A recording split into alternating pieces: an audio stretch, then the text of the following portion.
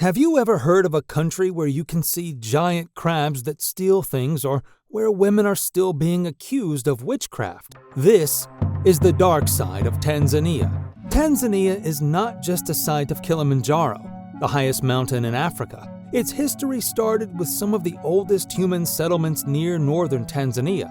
The area was even dubbed the cradle of mankind. The region started to conduct trade with Asian countries between the 13th and 15th centuries, followed by Vasco da Gama as the first European who visited the East African coast in 1491. After Vasco da Gama's arrival, the Portuguese subdued the entire coast by 1525. In the 18th century, the Arabs established a foothold in the region and made the island of Zanzibar a place of the Arab slave trade. A British fleet forced the Sultan of Oman to end the slave trade by 1873. It was then colonized by Germany until 1919 and then by the British until 1961. The country served as a military outpost during World War I, which explains why it was colonized by the British. Tanganyika, which was the mainland region of today's Tanzania, became independent in 1961 and appointed Mwalimu Julius K. Nyerere as their first prime minister. The Tanganyika region was then united with the Zanzibar Islands on April 26, 1964, forming the United Republic of Tanzania. The country is among the fastest-growing economies in Africa, but still struggles in general. Their GDP was worth $75.71 billion in 2022, and their GDP per capita was only $1,056.87. You might think that witchcraft is a thing of the past, but the majority of Tanzanians still believe in it. The research found that more than half of the people think that sacrifices to ancestors or spirits can protect them from harm. Some people with albinism were even dismembered by witch doctors as they believed the albino body parts could bring great wealth. Because of these beliefs, albino people are forced to live in rural areas and settle in more urban settings.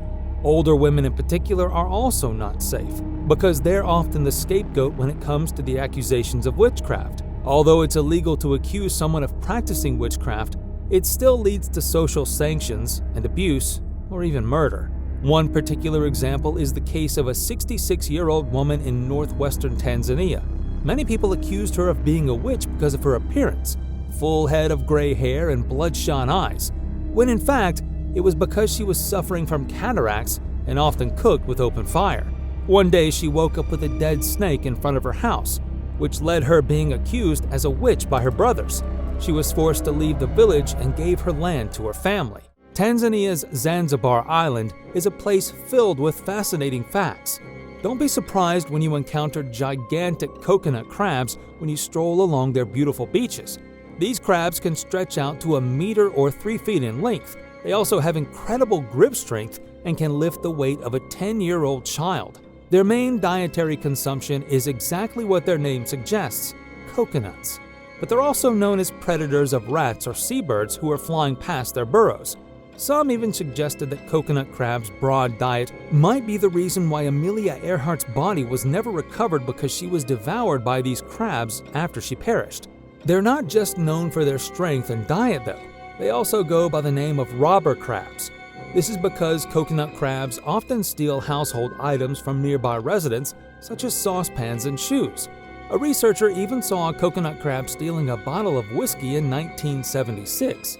The reason behind this behavior is their acute sense of smell, so they're intrigued by things they're not familiar with. Sadly, these unique creatures are declining in population and are listed as vulnerable species by the IUCN due to being hunted by humans. Although Tanzania is a hotspot for tourism, you should also be aware of the dangers you might encounter when you visit the country. One of them is express kidnapping, which is when criminals abduct victims for a short period and force them to withdraw funds from their bank account at an ATM. Usually this happens when tourists go into unlicensed taxis or befriended by strangers. This is exactly what happened to a couple from New Zealand. They took a fake taxi, and when suddenly joined by 3 other men, they were told to give the criminals all their money or be killed. The couple handed over $4,200 from their ATM, the $500 cash they had on them, and their mobile phones. The victims of kidnapping in Tanzania aren't just tourists. Locals aren't safe either. Another well-known case of kidnapping in Tanzania is the youngest billionaire in Africa, Mohammed Dewji. Because of his high net worth, the kidnappers held him for over 10 days. Interestingly, Dewji was released without any ransom being paid. The silver lining is the billionaire decided to change his lifestyle after the ordeal.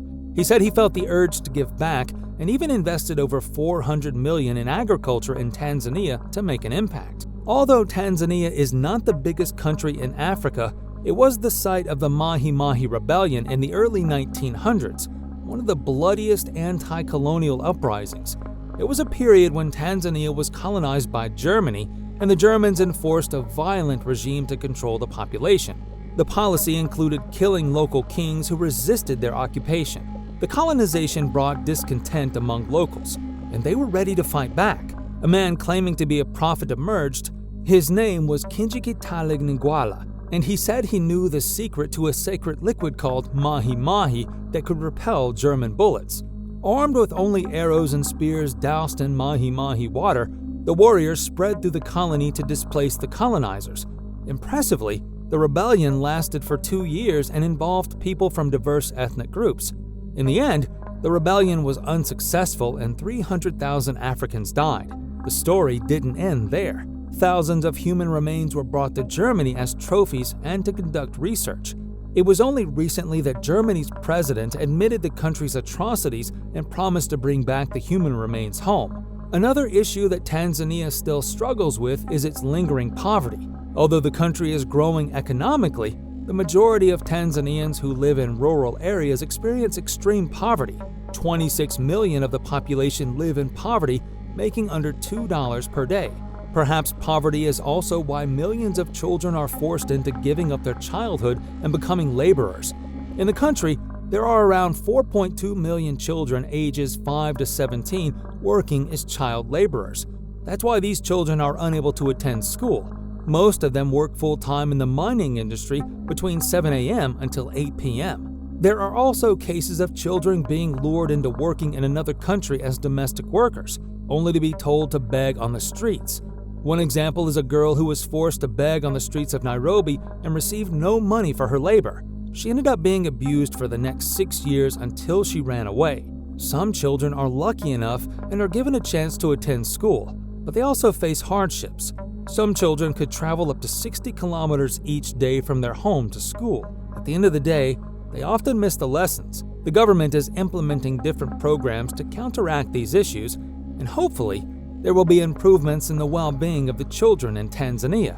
Did you know that Tanzania was once the slave capital of the world? I've mentioned before that the Omani Empire made the beautiful island of Zanzibar a center of his slave trade, and it was estimated that millions of Eastern Africans were sold into slavery on this site.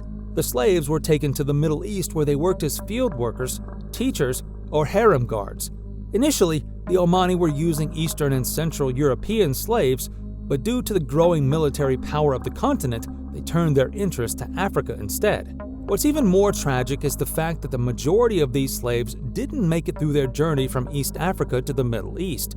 The research found that 3 out of 4 slaves died before they reached the land that they needed to be sold. People started to revolt in 1791 in Haiti and the Dominican Republic, and the uprisings promoted the abolition of the transatlantic slave trade and colonialism in Africa. Great Britain finally put pressure on the Sultan in 1873 to put an end to the slave trade. Tanzania is a place that boasts natural beauty and cultural treasures.